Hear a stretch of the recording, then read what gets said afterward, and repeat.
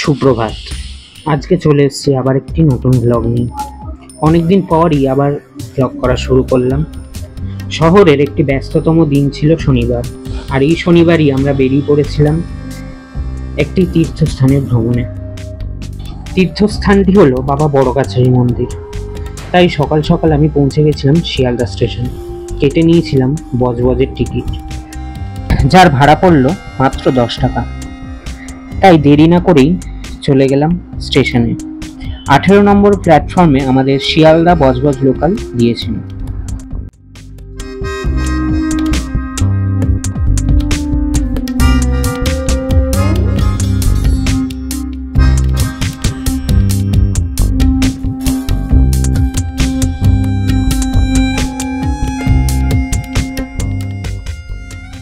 বাবা বড়কাছারি মন্দির হলো গ্রাম বাংলার লৌকিক ধ্যান ধারণা ও বিশ্বাসে প্রতিষ্ঠা পাওয়া হিন্দুদের পূজা অর্চনার স্থল। পরমেশ্বর শিব এখানে পূজিত হন। বর্তমানে এটি স্থানীয় মানুষের গ্রামীণ জীবনচর্চায় এক বিশেষ স্থান অর্জন করেছে। এটি পশ্চিমবঙ্গের দক্ষিণ 24 পরগনা জেলার বিষ্ণুপুর থানার বাঘরাহাটের নিকটস্থ ঝিকুরবেড়িয়া গ্রামে অবস্থিত। মহানগর কলকাতা থেকে সড়ক পথে প্রায় 30 কিলোমিটার দূরত্বে অবস্থিত।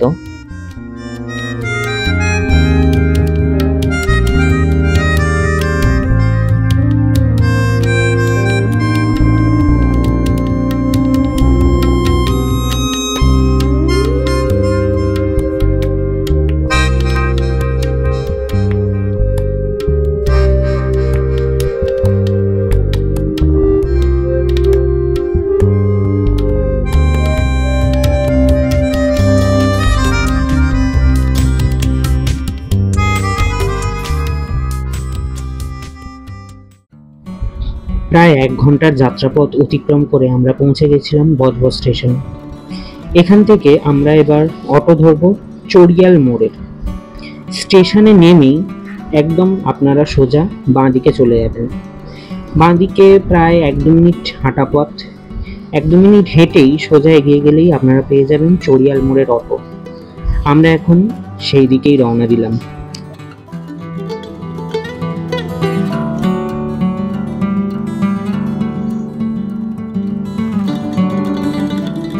কিছুক্ষণ অপেক্ষা করার পরই আমাদের অটো ছেড়ে দিল বজবজ থেকে।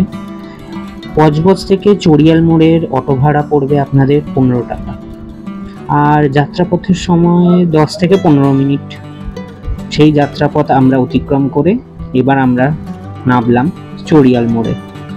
চড়িয়াল মোড়ে আপনাদের যেখানে নামাবে সেখান থেকে সোজা হেঁটে গেলেই বাঁ দিকে একটি রাস্তা চলে যাচ্ছে। আপনারা ভিডিওতে অবশ্যই দেখতে পাবেন। বাঁ দিকের রাস্তাটায় গিয়ে আপনাদের অটো ধরতে হবে বাঘরাহাটের। এই যে রাস্তাটি আপনারা দেখতে পাচ্ছেন, এইখান থেকে বাঁ দিকে আমরা ঢুকে যাব। এইটি হচ্ছে চড়িয়াল মোড়। এটি হচ্ছে বাঁ দিকের রাস্তাটি যেখান থেকে বাঘরাহাটের অটো পাওয়া যাবে। চড়িয়াল মোড় থেকে বাঘরাহাটের অটো আমরা পেয়ে গেছিলাম। অটো ভাড়া আমাদের এখানে পড়েছিল 25 টাকা করে। যাত্রাপথের সময়ও অনেকটাই, তাই ভাড়াটাও একটু বেশি। বাঘরাহাট অবধি সময় লেগেছে আপনাদের অটোতে প্রায় 20 থেকে 25 মিনিট। সেই 20-25 মিনিটের যাত্রা পথ আমরা অতিক্রম করে অবশেষে পৌঁছে গিয়েছিলাম বাঘরাহাটে।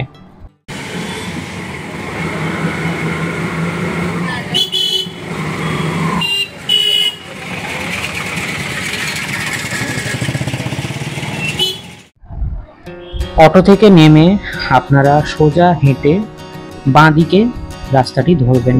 বাঁ দিকের রাস্তাটি ধরে প্রায় 2 মিনিট হাঁটা পথ দিলেই আপনারা দেখতে পাবেন বাঘরাহাট হাই স্কুল।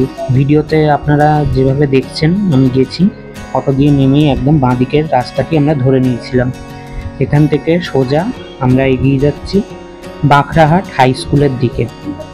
এই হচ্ছে বাঘরাহাট হাই স্কুল। বাঘরাহাট হাই স্কুলের পাশে যে রাস্তাটি গলিটি ঢুকে গেছে, ওখানেই আপনারা ভ্যান, রিক্সা এইসব পেয়ে যাবেন। ভ্যানটাই ধরা প্রেফার করব আপনাদের কাছে। আপনারা চেষ্টা করবেন মোটর চালিত ভ্যানেই ওঠার, কারণ এতে সময় অনেকটাই অল্প লাগে। পায়ে টানা রিক্সায় প্রায় 20-25 মিনিট লেগে যায়, আর ভাড়া দুটোর ক্ষেত্রেই একই 10 টাকা করে লাগে। তো চারিদিকের পরিবেশ দেখতে দেখতে আমরা পৌঁছে গিয়েছিলাম বড় কাছারির মন্দির। কিন্তু একটাই আমাদের সমস্যা হয়ে গেছিলো, আবহাওয়া প্রচণ্ড গরম, রোদ বেরিয়ে পড়েছিল, প্রচণ্ড কষ্ট হচ্ছিল আমাদের। তো ধীরে ধীরে আমরা পৌঁছে গিয়েছিলাম বাবা বড় কাছারির মন্দিরে।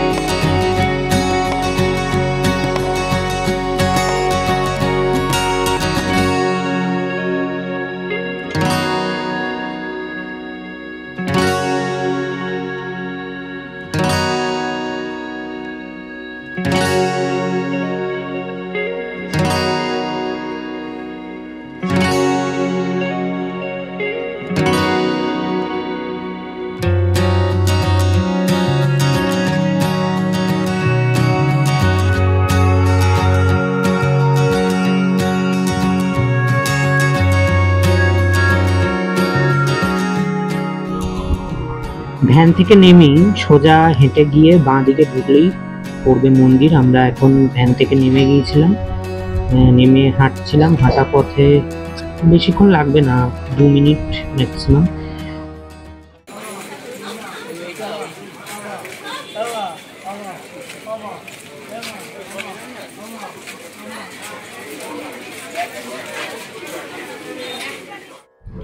এখানে প্রায় অনেকগুলি ডালার দোকান আছে, কিন্তু আমরা আগের বার এসেও এই কাপড় দোকানেই ডালা কিনেছিলাম। খুবই কম দামে ডালা পাওয়া যায় এখানে, 31 টাকা থেকে ডালা শুরু। আপনারা চাইলে এই কাপড় দোকানে আসতেই পারেন। আমরা ডালা কিনে চলে গিয়েছিলাম দুধ পুকুরে। সেখানে জল নিয়ে বাবার মাথায় যে জল ঢালা হবে সেটা ওই দুধ পুকুর থেকেই নেওয়া হয়। সেখানে আমরা গিয়ে হাত পা ধুয়ে জল নেব, দিয়ে যাব মন্দিরে পুজো দিতে।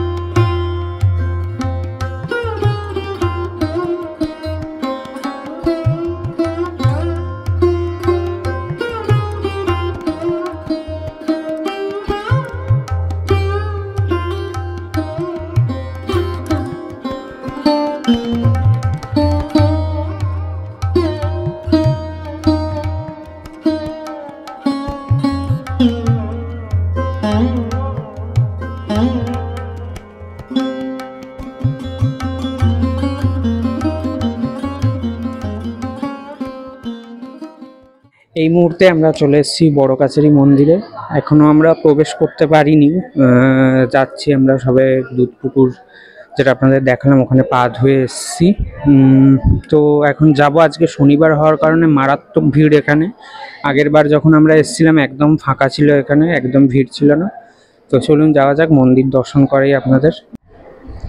মন্দির স্থাপনার প্রকৃত সময় আর কেনই বা মানুষের এই মন্দিরের প্রতি ধর্মবিশ্বাস, তার সম্পর্কিত তথ্য সবই স্থানীয় মানুষের মধ্যে প্রচলিত। তবে অধিক প্রচলিত কাহিনীটি হল 1740 খ্রিস্টাব্দে নবাব আলীবর্দী খানের শাসনকালে বাংলায় মারাঠিরা আক্রমণ করে। সেই হামলা থেকে বাঁচতে এই অঞ্চলের হিন্দু সম্প্রদায়ের মানুষজন, প্রধানত কৃষককুল, শ্মশান সংলগ্ন জঙ্গলে আশ্রয় নেন। কিছুকাল পরে এক সাধু ব্যক্তি শ্মশানের জঙ্গলের মধ্যে দিয়ে যাওয়ার সময় সেই শ্মশানে আশ্রয় নেন।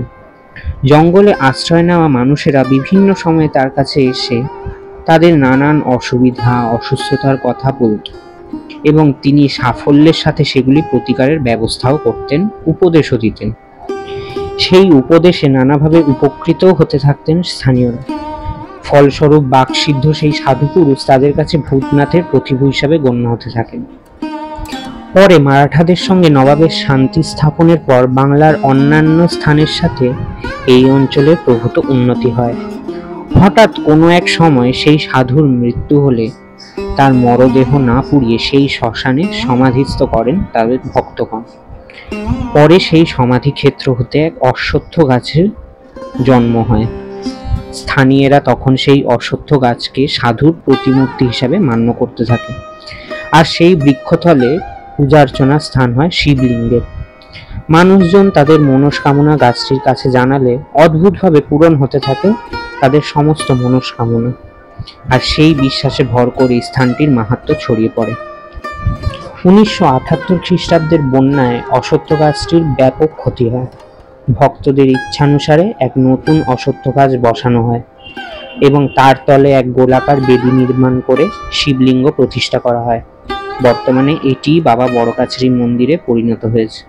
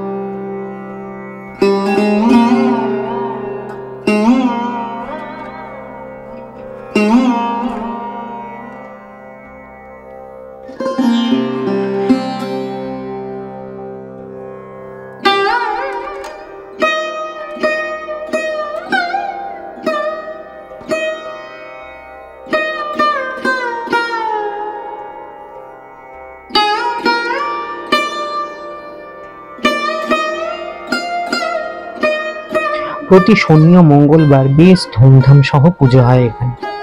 বহু দূর দূরান্ত থেকে ভক্ত মানুষেরা আসেন নিজের নিজের মনস্কামনা নিয়ে পুজো দিতে। তারা এক ছোট্ট কাগজে তাদের প্রার্থনা দরখাস্তের আকারে লিখে মন্দিরের গায়ে বেঁধে দেন। দুঃখ কষ্ট লাঘব হয়, মনোবাঞ্ছাও পূরণ হয়। জনসমাগম বৃদ্ধির কারণে বর্তমানে প্রতিদিনই প্রায় হাজার হাজার মানুষ আসেন পুজো দিতে। সম্প্রতি পশ্চিমবঙ্গ সরকারের পর্যটন দপ্তরের আর্থিক সহায়তায় মন্দিরের প্রবেশদ্বারে একটি তোরণ নির্মাণ সহ সংস্কারের কাজ স্থানীয় জনপ্রতিনিধির মাধ্যমে সম্পন্ন হয়েছে। আসল পূজাস্থান তথা মন্দিরটি সামান্য বেদি বা মঞ্চের আকারে হলেও তোরণটি নির্মাণে বাংলার 4 চালা স্থাপত্য রীতি ব্যবহার করা হয়েছে।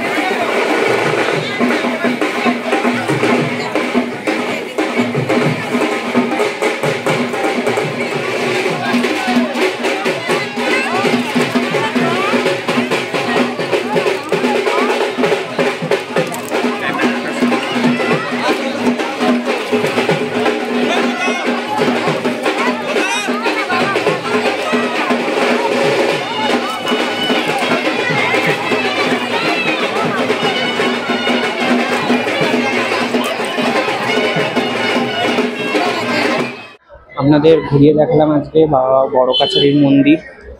অনেকদিন পর ব্লগ করছি, প্রায় 1-1.5 বছর পর। যদি কোনো ভুল ত্রুটি হয়ে থাকে অবশ্যই ক্ষমা করে দেবেন। আর ভিডিওটা ভালো লাগলে অবশ্যই like, comment, share and subscribe করে পাশে থাকবেন। আর চেষ্টা করব আরও নতুন নতুন ভিডিও আনার। তো সঙ্গে থাকুন। আবার পরবর্তী কোনো ভিডিওতে দেখা হচ্ছে আপনাদের সাথে। ধন্যবাদ।